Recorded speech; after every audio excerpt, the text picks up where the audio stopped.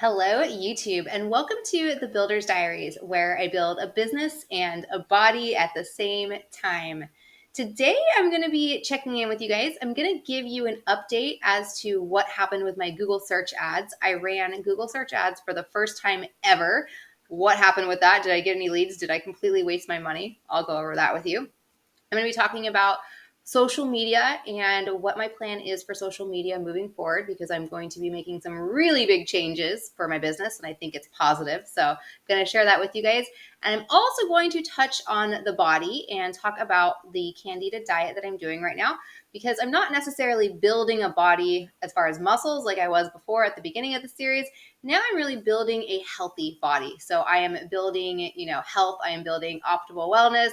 I am putting my body in a position so it can heal from anything. I am getting rid of the, fungus and bacteria and virus type stuff that was in my body. And I'm really just, building it up to be a healthy body. So let's get into the awesome updates today. So search ads. I ran my first Google search ad and I ran it, I think it's been like a week. I ran it last week actually.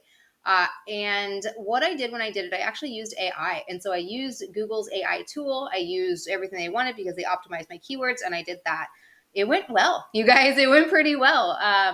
I compared it to my video ads because I didn't spend as much money as I spent on the video ads. And I really wanted to see, okay, what's going to be better for me? What's going to work better for me? What am I going to get, more return on my investment for?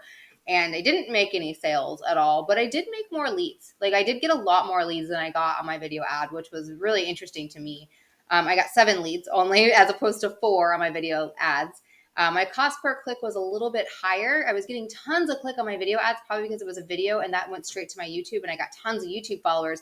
But this one, I got tons of clicks going to my website. So I drove a lot more website traffic, which was cool and which is what I really wanted. I did get some YouTube subscribers, so it wasn't like I completely lost YouTube subscribers. So I did get some YouTube subscribers that could have just been regular. It might not have been through this Google ad campaign, so I don't know. And yeah, I got, 260 website leads as opposed to 213 website leads on Google Video. And I spent $100 less on my search than I did on my video campaign for the week. So it was really interesting. And I was kind of going through my week last week and I got an email from Google Ads. And, we get these emails all the time from, Google or this or that. And I got it tons when I was running Facebook ads. And a lot of it was spam. And I was just like, I'm not going to listen to this. I don't want this spam. And so I was kind of like, is this real? Is this legit? I don't know. It looked legit. Like the email looked legit. When you check it to see if it's like a spammy email, it looked really legit to me. And it was like, hey, I'm your Google Ads person. I'm going to help you. And here's your number, here's your Google Ads account number, and we're going to get into this, and I'm going to show you what you can do and how to help you optimize your campaigns and make more money. And so I was a little skeptical because I was like, I don't know if this is real, but I ended up booking it because I'm like, I need help. And if this is legit, I need help and it's free.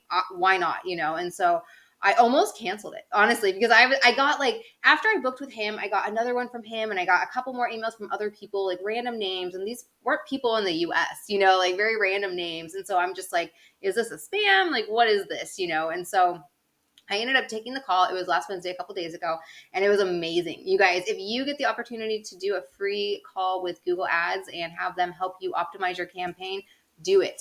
He actually went into my screen. I shared my screen with him. He went through my settings and he checked my settings and he told me what I should be doing and what I should change. And he changed a couple things because I studied a lot before I did this of like, what should I pick and how should I optimize this and what are the things I need to be doing. And so I was pretty optimized. I was almost there. There was a couple more tweaks I needed to make. And then he analyzed my video and my search campaign. And he was just like, for what you want to do, you need to do search. And that was kind of crazy to me because I filmed this whole brand new video ad, you guys, and I haven't run it. And I was going to run it, but I'm like, I think search is really where it's at. And if you think about it, a video ad, people are doing their own thing. They're watching YouTube, they're watching whatever, they're watching videos. They're not in that mindset of, I want to buy something. I'm looking for a program. I want to buy something. When you go into Google, you're typing into the search bar and you're like, I want to find something.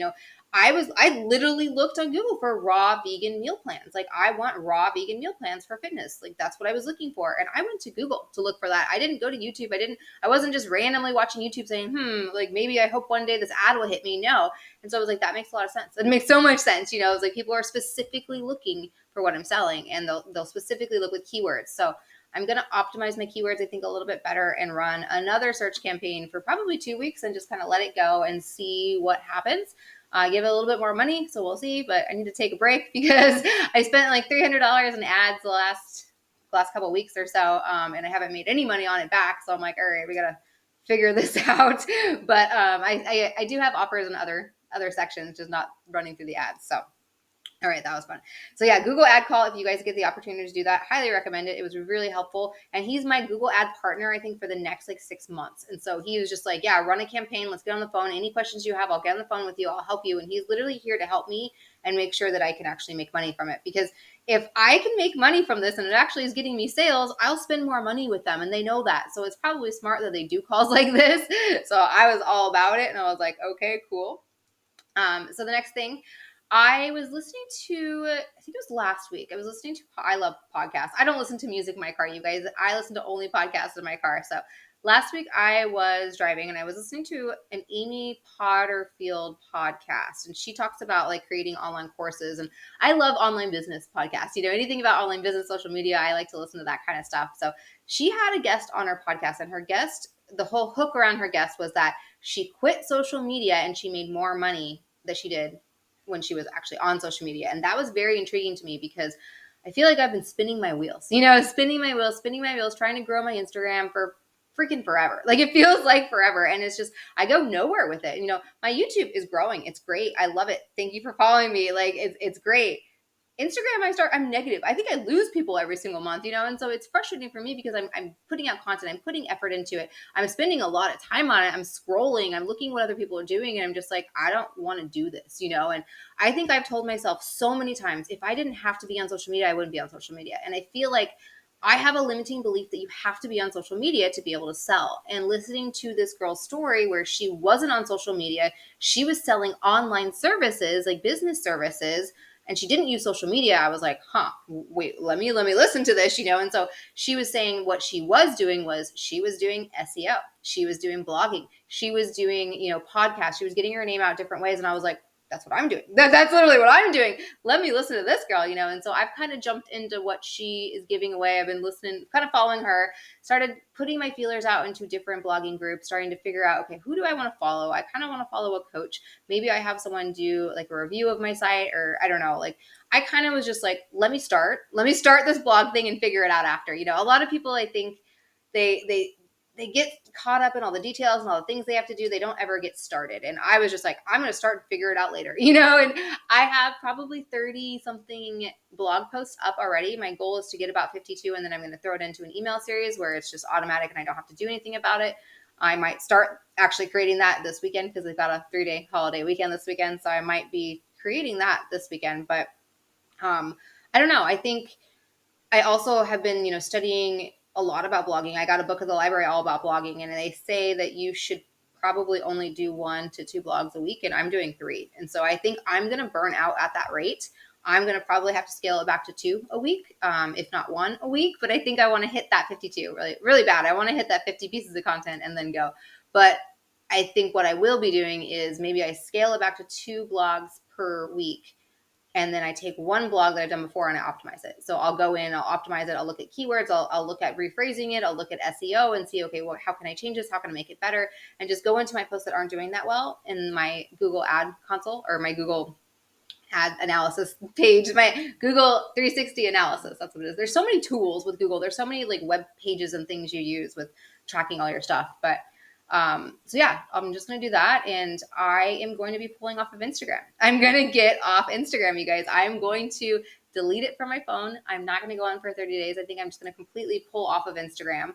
I spend a lot of time just scrolling and just not getting stuff that I should be getting done. And I want to quit that. So I'm also going to take Facebook off of my phone for 30 days and not have it because I just don't want to be on my phone and be on social media and just, we get this habit. I mean, you know what I'm talking about. We get in this habit. You're checking it. You're bored. You pick up your phone, you check it, and I don't want to do this anymore. I want to fix that habit. And I also want to live my life for me, and I think for so long I lived my life to take pictures of stories, and I live in stories, you guys. If you follow me on social media, I live in stories. Like I post so many stories. I post my entire day, and you can follow me. And I've been doing this for 5 or 6 years, and to basically live my day and not post about it is really, it's a weird thing to me, but I'm like, I think I like this.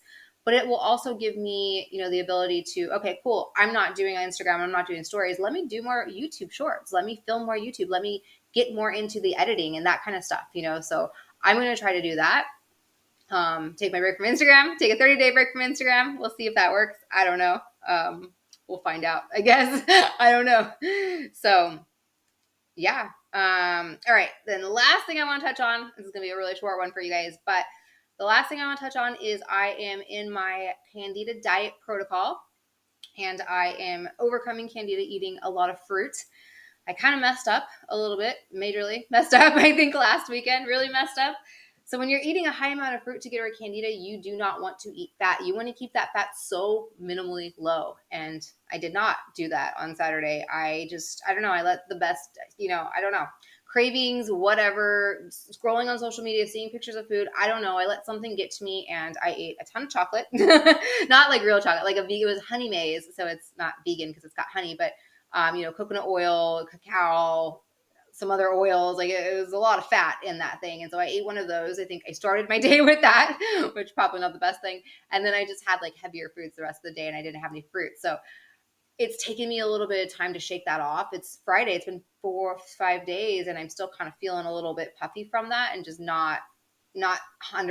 It sucks because last week I felt so good on eating the fruit that I was eating, and then this whole setback of the fat really, really set me up. And they say it can take up to 3 weeks to really get that fat out of the body, to really feel better and really get your body functioning to where your body's not, the fat's not in our blood vessels and it's not ruining how the sugar is getting into our cells, so I don't know. It's hard for me because I'm like, I want to eat how everybody eats, but I also want to stay on this diet and I like eating fruit. It's really good.